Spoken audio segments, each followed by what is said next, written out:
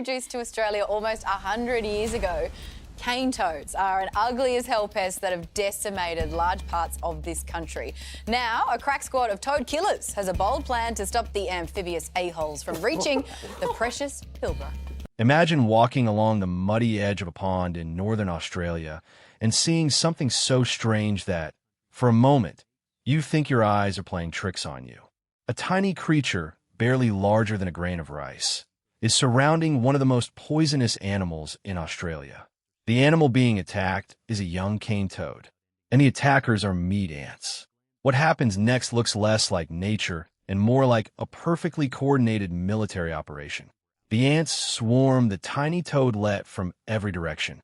One grabs a leg, another clamps onto its body. More arrive from beneath the soil, and instead of retreating when the toad releases its famous toxin, the ants keep coming. The toad's greatest defense suddenly means almost nothing. For decades, Australia has struggled against cane toads.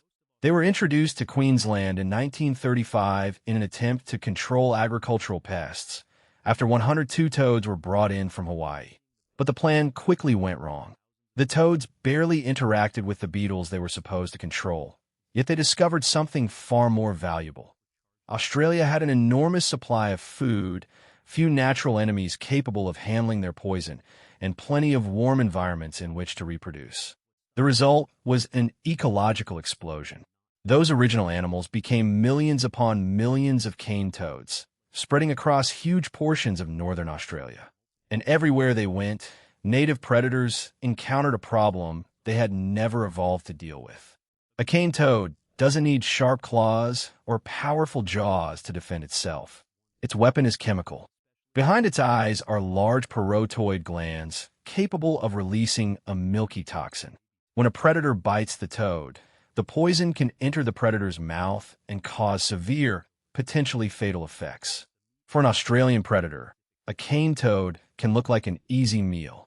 Slow, plump, defenseless, until the predator makes the mistake of biting. Animals such as quolls, goannas, and other native predators have suffered devastating consequences in areas invaded by cane toads.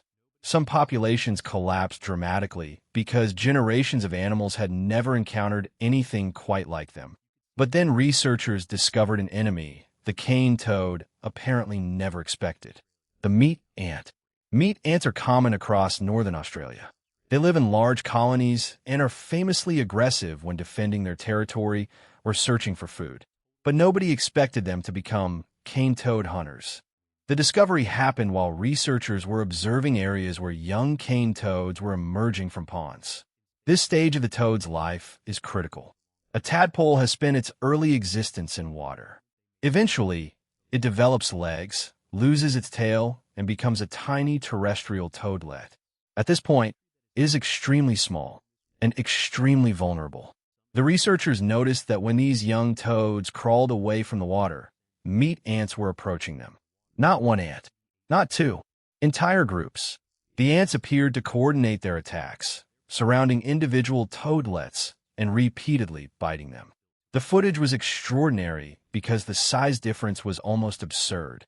A toadlet may be several times larger than an individual ant, yet the colony could overwhelm it through numbers. The young toad would sometimes remain strangely still. That behavior is normally useful. For many predators, attacking a cane toad means eventually encountering the toxin. But the meat ants don't behave like a snake or a monitor lizard taking a bite and swallowing. They swarm. They attack from multiple directions, and the result can be devastating for the young toad. Researchers observed extremely high rates of mortality among newly transformed toadlets in areas where meat ants were abundant. In some observations described in the source material, the ants accounted for the deaths of the vast majority of emerging juveniles. That number matters, because killing an adult cane toad is difficult. Stopping thousands of future adults from reaching maturity is a completely different strategy. A female cane toad can produce enormous numbers of eggs. Most will never become adults, but the species only needs a fraction to survive for the population to keep expanding. That means the metamorph stage may represent one of the most vulnerable moments in the entire cane toad life cycle. and the meat ants happened to be waiting at exactly the right place. Exactly the right time. Researchers then began asking an even more interesting question. What if the ants could be encouraged to stay near the ponds? The answer turned out to be surprisingly simple. Cat food. It sounds almost ridiculous. After decades of fences, traps, research programs, and other expensive attempts to manage cane toads, researchers discovered that something as ordinary as a can of fish-based cat food could attract meat ants to the edges of ponds. The smell spreads through the surrounding area. Scouting ants detect the food. They return toward the colony. And soon, more workers arrive. The result is essentially an ant gathering around the exact location where young cane toads are expected to emerge. The researchers weren't using the cat food to poison the toads. They were using it to manipulate the behavior of another species. The ants were already capable of attacking the toadlets. The bait simply increased the number of ants present at the right place. That distinction is important. The strategy isn't about creating a super ant. It isn't genetic engineering. It isn't introducing a new predator. The ants were already there. Scientists were simply discovering how to make their natural behavior work in Australia's favor. And when the toadlets emerged, they encountered an entirely different landscape. Instead of an open, muddy shoreline, they found a zone occupied by hungry ants. For the researchers watching from nearby, the sight was almost unbelievable. A creature responsible for poisoning predators many times its size was being overwhelmed by insects that individually looked completely insignificant. But there was another reason this discovery was so important. The ants don't need to kill adult cane toads. They only need to reduce recruitment. Think of the invasion like a conveyor belt. Adult toads reproduce. Eggs become tadpoles. Tadpoles become tiny toadlets. Toadlets become adults. Then those adults reproduce again. If you can interrupt that conveyor belt at one of its weakest points, the population may eventually begin to decline. The adult toads already in an area may survive for years. But if fewer juveniles reach adulthood, there are fewer animals available to replace them. And that changes the mathematics of the invasion. It also reveals something fascinating about Australia's ecological history. When cane toads first arrived, many native animals simply didn't recognize them as dangerous. Evolution had given Australian predators countless adaptations for dealing with local prey. But the cane toad was something different. It was an outsider carrying a defense system that local predators had never encountered. The ants, however, were playing by different rules. They weren't trying to swallow the toad whole. They were treating it as another source of food. That difference may be the secret. The cane toad's toxin is incredibly effective against predators that bite into it. But a colony of ants attacking a tiny juvenile from multiple directions creates a completely different kind of confrontation. And this is where the story becomes even stranger. Because the cane toad isn't simply sitting still while Australia learns how to fight it. The species itself is changing. Cane toads at the leading edge of the Australian invasion have shown characteristics associated with faster movement and greater dispersal. Researchers have documented changes such as longer legs and increased capacity for movement in populations spreading across the continent. In other words, the invasion isn't static. The toads are evolving. The environment is selecting for individuals capable of moving farther and surviving better at the expanding frontier. And now, there is another pressure. The ants. The toads are becoming better at spreading. The ants are exploiting the moments when the young toads are most vulnerable. That creates something resembling an evolutionary arms race. One species is trying to expand. The other is accidentally becoming one of the obstacles standing in its way. But there is an important limitation. Meat ants are not a magic solution. They cannot simply march across Australia and eliminate every cane toad. The technique is most useful against juvenile toads at particular locations, especially around ponds and wetlands where young animals emerge. Adult cane toads are an entirely different challenge. A full-grown cane toad is dramatically larger, tougher, and far more difficult for ants to overwhelm. So the real opportunity isn't necessarily destroying the entire population overnight. It's reducing the number of young toads entering the next generation. And that is a much more subtle kind of warfare. The strangest part is that Australia may already contain several other animals learning their own ways of fighting back. Some native birds have been observed manipulating cane toads to avoid the most dangerous parts of their bodies. Other predators have developed unusual techniques for eating them. These behaviors suggest something remarkable is happening across the continent. Australia is learning. Generation by generation, predator by predator, some native species are beginning to discover that the cane toad isn't invincible.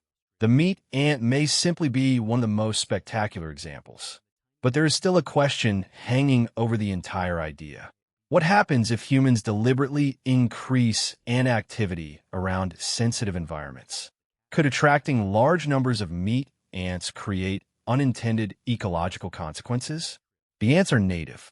That matters. They are not an invasive species introduced to fight another invasive species. But every ecosystem is interconnected, and changing the abundance or behavior of one species can affect others. So researchers have to consider both sides of the equation. The goal isn't simply to kill as many toads as possible. The goal is to reduce the damage without creating a new ecological problem. And that is why the tiny ant is so fascinating. It isn't a superhero. It isn't a genetically engineered weapon. It isn't some secret creature created in a laboratory. It was already beneath Australia's feet. For decades, while people searched for enormous solutions to an enormous problem, these insects were carrying on with their lives. Then someone happened to point a camera in the right direction, and suddenly, the scale of the fight looked completely different. One side had millions of poisonous amphibians spreading across a continent. The other had colonies of tiny ants waiting beside muddy ponds. The footage doesn't look like the kind of thing that could influence an invasion spanning generations. But sometimes nature doesn't fight a giant problem with a giant weapon. Sometimes it fights it with something almost invisible. A tiny ant, a hungry colony, and a can of fishy cat food placed beside a pond at exactly the right moment. The cane toad invasion is far from over. But for the first time, one of Australia's smallest soldiers has shown that the invader may not have the final word. But there was one detail in this strange battle that made the discovery even more fascinating. The ants weren't simply lucky. The young cane toads were actually unusually bad at defending themselves against this particular predator. And scientists eventually realized why. Native Australian frogs of similar size behaved very differently when an ant approached. They were more likely to detect the movement, escape quickly, and get away from the danger. The baby cane toads often did the opposite. They moved slowly. They spent time in exposed areas. And when an ant approached, they could remain almost completely motionless. That strategy probably made sense in the cane toad's original environment. But evolution had prepared the animal for predators it already knew. Australian meat ants were something entirely different. The toads had no evolutionary history with them. So the behavior that might have helped a cane toad avoid some predators back in its native range could become a weakness in Australia. Researchers found that smaller metamorph cane toads were particularly vulnerable.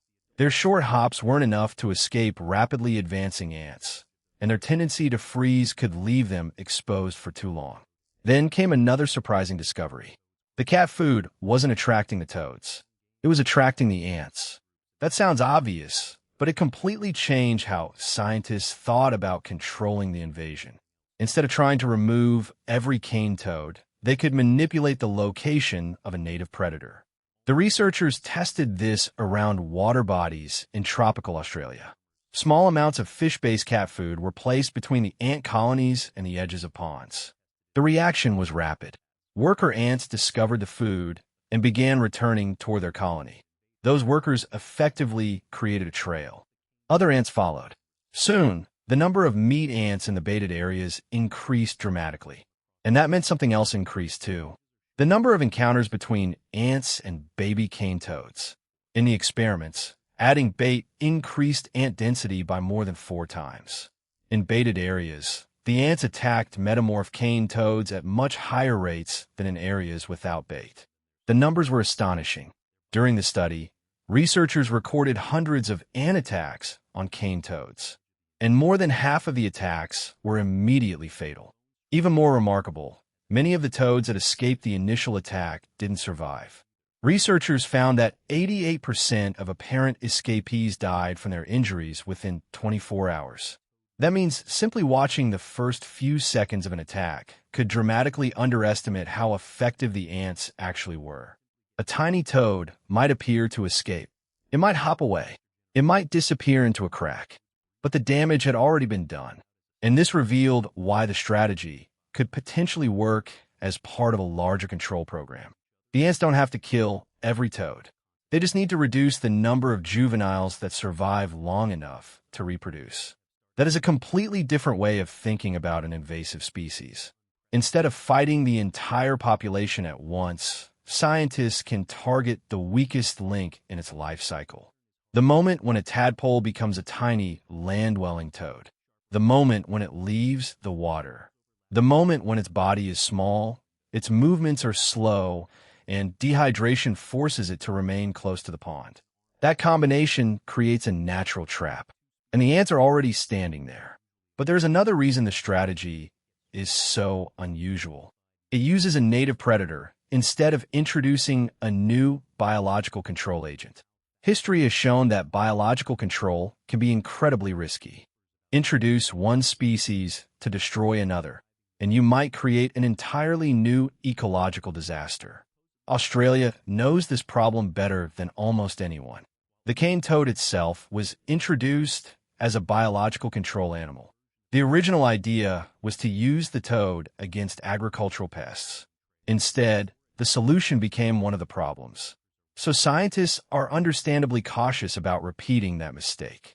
The meat ants are different. They were already part of the Australian ecosystem. Researchers aren't releasing them into a place where they don't belong.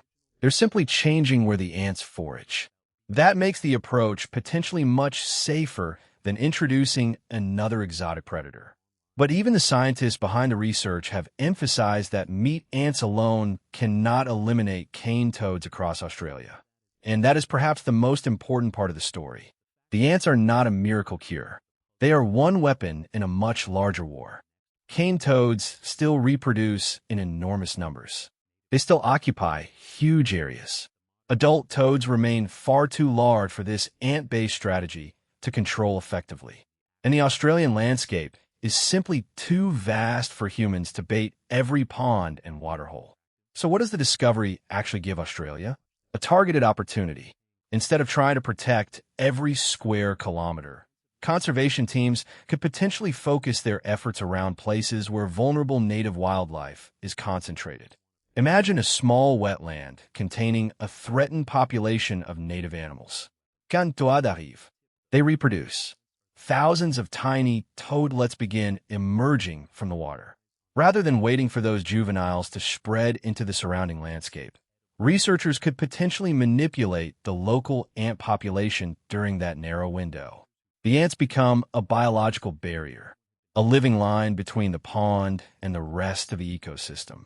And that is where this tiny insect becomes much more important than its size suggests.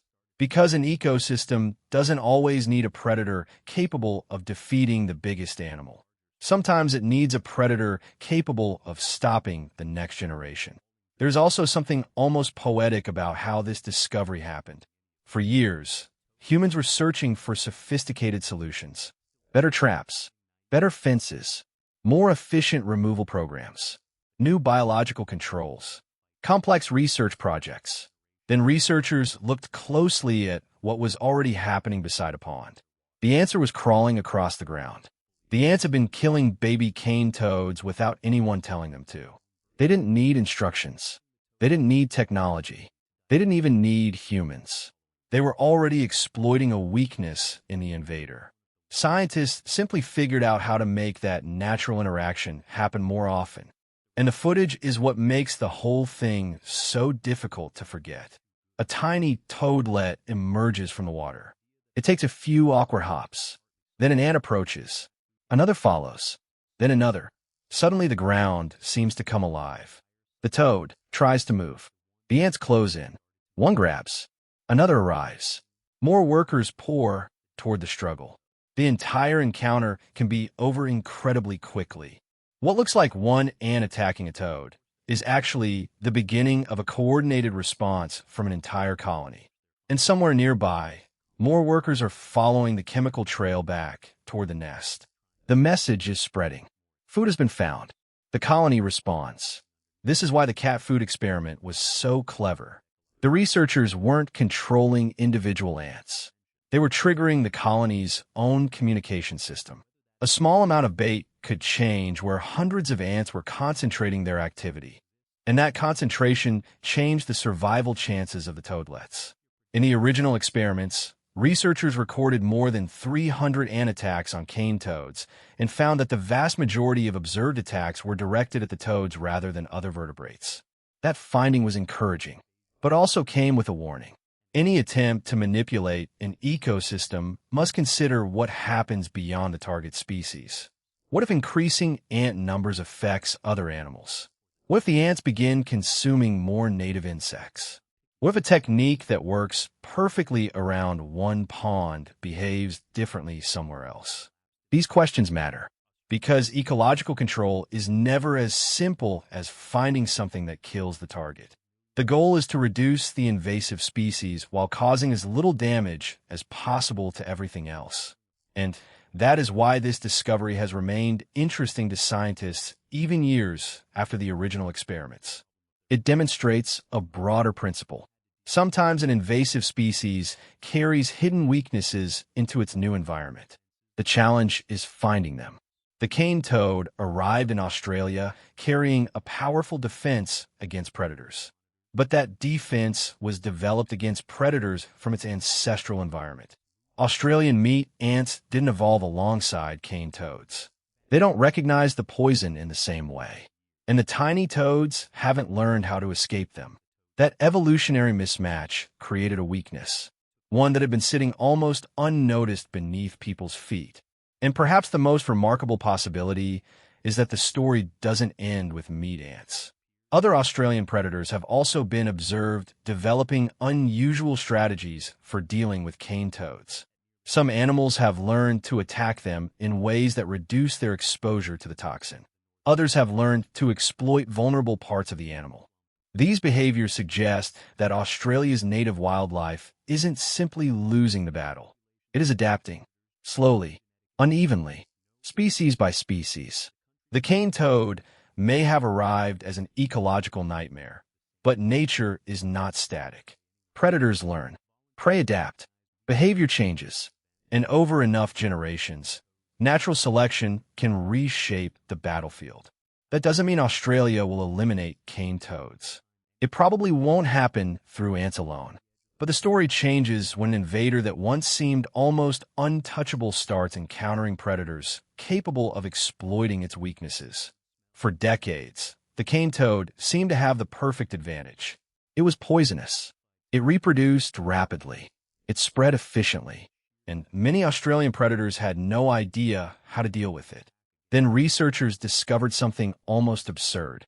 One of Australia's smallest predators could kill its babies. And humans could make that predator show up in greater numbers with a little fish-based cat food. The solution wasn't hidden in a laboratory. It wasn't buried inside some billion-dollar machine. It was sitting beside the pond the entire time. And perhaps that is the biggest lesson from this bizarre Australian battle. When an ecosystem is disrupted, the solution doesn't always come from outside. Sometimes the ecosystem already contains the answer. You just have to notice it. So the next time you see footage of a cane toad invasion, remember what may be happening just outside the camera frame, under the leaves, across the dry soil, beside the water. Tiny meat ants may already be moving. And somewhere in the darkness, a colony is waiting for the next generation of cane toads to emerge. The war against Australia's cane toads is far from finished. But now, at least, the toads have an enemy they never expected. And that enemy is small enough to disappear beneath your fingertip.